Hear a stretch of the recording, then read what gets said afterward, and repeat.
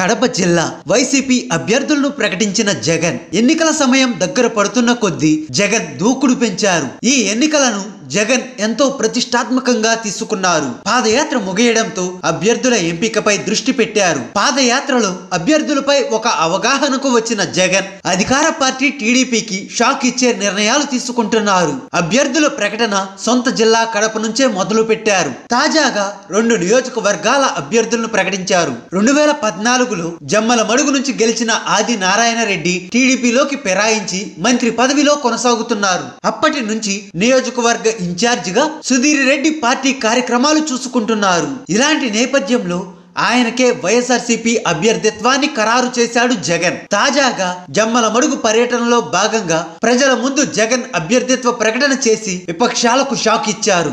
Jammalamadugu assembly ticket తనకే అని గట్టిగా చెప్పుకున్న సుధీర్ రెడ్డికి ఆ అవకాశం ఖరారు అయ్యింది. సుధీర్ రెడ్డిది రాజకీయ నేపథ్యం ఉన్న కుటుంబమే.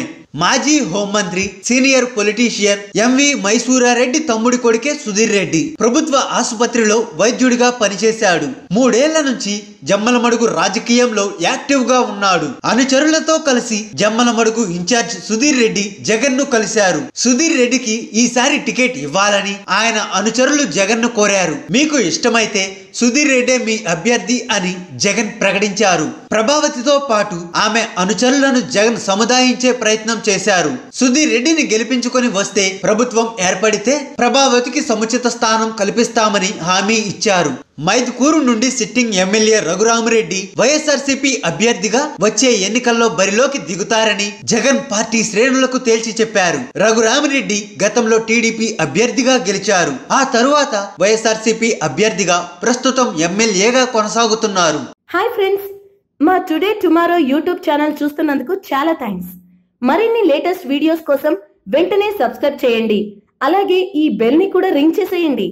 మా నోటిఫికేషన్స్ అన్ని మీ మొబైల్లో వస్తాయి. అలాగే మా వీడియోస్ మీకు నచ్చితే లైక్ చేయండి, షేర్ చేయండి, నచ్చకపోతే కామెంట్ చేయండి.